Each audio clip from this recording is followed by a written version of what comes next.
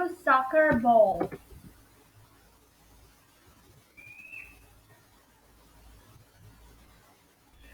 Special present. Mamadou, it's time for breakfast. Miss Botanical in French.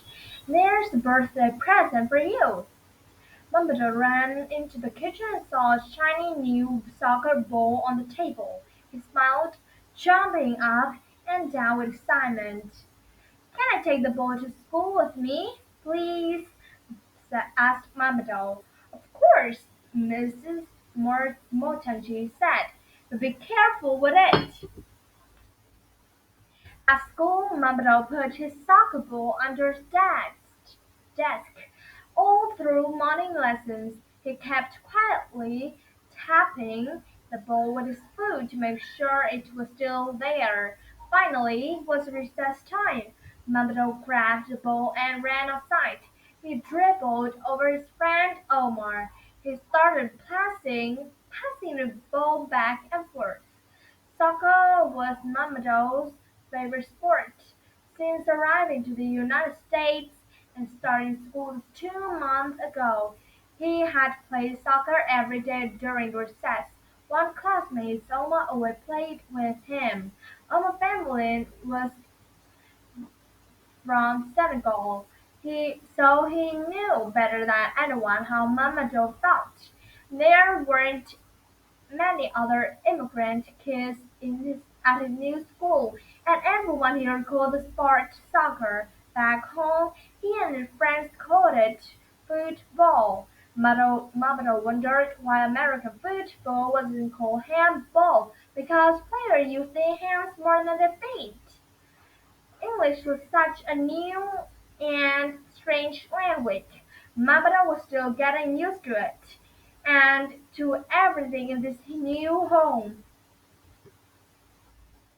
But trying to play soccer with Omar, he felt comfortable in his new school. Lost and found. Halfway through recess, Mamadou accidentally kicked his ball through another group of students. A boy named Jacob grabbed Mamadou's ball and kicked it hard. Mamadou watched the horror as the ball soared over the high fence. It landed in the field outside the playground. The other kids exchanged a nervous look while Jacob laughed and ran off. As Mamadou felt tears coming, Oma put a hand on his shoulder. "Let's go to tell our teacher," Oma said. He kept his hand on Mamadou's shoulder as they walked back into their classroom, where Meadows was preparing for the afternoon lessons. "What happened?" asked Meadows when he saw them. Mamadou couldn't find the right words in English, so he looked at Omar. "Freckle kicked Mamadou new soccer ball over the fence," Omar said. "Oh no," said Meadows. "I'm sorry that happened. Let's go retrieve your ball, and I'll take to talk to Jacob." Meadows walked outside with Omar and Mamadou. Jacob was sitting at the picnic table, looked grumpy. Vice Principal Miss Marquez stood next to him with her hands on her hips. M- Omar showed Meadows uh, Meadows where the ball has landed. "Okay, boy, why don't you get Mamadou's ball back?" He smiled at them and unlocked the gate. Omar looked surprised. As he and Mamadou walked carefully through the fields, Omar whispered, "Kids aren't usually allowed over here." He smiled at Mamadou, who smiled back. Mamadou was so relieved to have his ball back. He held it closed while the two boys walked back to Meadow Road. He was talking to Miss Marquez. "Mamadou, would you be willing to talk to Jacob?" Miss Marquez asked. Mamadou looked at Omar. I translated what Miss Marquez had said into French, so it was easier for him to understand. Mamadou was nervous to talk to Jacob, but he nodded his head. Understanding, Mamadou sat down at the picnic table next to Omar and across from Jacob. He still looked grumpy. Middle Roads and Miss Marquez sat down, too. Jacob, kicking Mamadou ball over the fence when I was okay. Do you know why you did that? Middle Rose asked Jacob, ju- just shrugged. Can you think of the time someone did something like you? Took something away when we were using? Jacob quiet for a minute. Middle glanced at Omar. A smile res- res- reassuringly at him. Finally John spoke. My big brother always steals my tablet and hides it. He said, how does it make you feel when he does that? The road asked. Mad, Jacob answered. So what do you think Mamadou felt when you kicked his ball over the fence? Middle Road asked. Jacob shrugged. Probably mad. Middle Road turned to Mamadou. Mamadou, how did it feel when Jacob kicked your ball over the fence? Omar translated the question into French for Mamadou. Mamadou replied in English. I don't did not like that. Mirror patted his shoulder. See, Jocko, nobody likes it when their things are taken away. We've all had bad experiences like that. Just because someone does something mean to you doesn't mean you can be mean to someone else. I'll have to you come inside with me for the rest recess today and tomorrow. You help me get ready for the science lesson this week. Mamadou watched Middle Roads and Jacob walked back inside.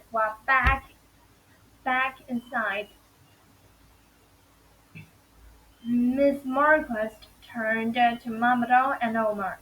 "You two have about 5 more minutes of recess," she told them. "Come on, race to the tree over there," Omar said to Mamadou as he jumped up. Mamadou was happy to follow, holding his soccer ball close and sprinted across the field after his friend. Remembering will lose. At home later than that, Barbara thought about what Middle Roads has said. Just because someone is mean doesn't mean you can be mean to someone else. His sister, Luz, found him staring out a window. Are you okay? She asked in French. Someone miss home a lot, Mamadou said. Was grateful to be able to speak his home language. It made missing home feel a little less bad. Me too, that is cool. Luz asked. Mamadou told his sister what happened with Jacob, how nice someone had been, and what Middle Roads had said. I just met my friend, Mamadou said, finishing his story. I thought of playing soccer with his friends, he thought. Soccer balls they had a refugee camp were old and flat, but at least he could talk to his friend while they all played together. I miss some things too, said Luz. It's hard moving to a completely different continent, but there are a lot of things better than living in the about living in the United States than refugee camp in Zimbabwe. Remind me, said Mambo, looking up at her. Well, for one thing, our parents worked hard to get out of the Congo. We weren't safe there. There was a lot of fighting, and our family left with many others. You weren't born yet, born yet, but I remember the long journey from our hometown to the camp. We stopped at Zambia, where we found a friend in Lusaka to give us a ride to Zimbabwe. I'd never gone so fast in car before. There was so much wind. Lou smiled, remembering. And another thing, we go to a much better school here. Lou said the school in Zimbabwe was far from home, and there was no bus. It took us over an hour to walk there, and sometime when we arrived, there were no teacher. Our parents brought us here to go to school and have better life. We're lucky to be here. When I start missing home, I try to be grateful. I don't feel very lucky or grateful right now. Grateful right now, said Mamadou, frowning and thinking about his friends back home. But after a moment, he went on. I guess I am grateful we have electricity all the time in our kitchen faucet works, unlike the one we used to have. I'm so grateful that mom and dad job here, so soon I can get a car and maybe a computer. I really like having a bed to sleep in, and a TV to watch. And I have made one with friend. But the best part is we don't have to eat beans anymore, and we get to eat food at a time. Mom's food is the best. Now you're making me hungry, Liz laughed.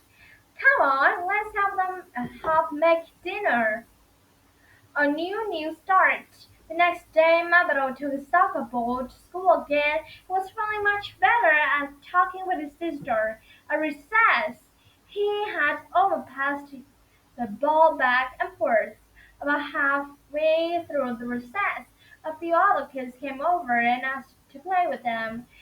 Oma helps everyone divide into team and set up goals.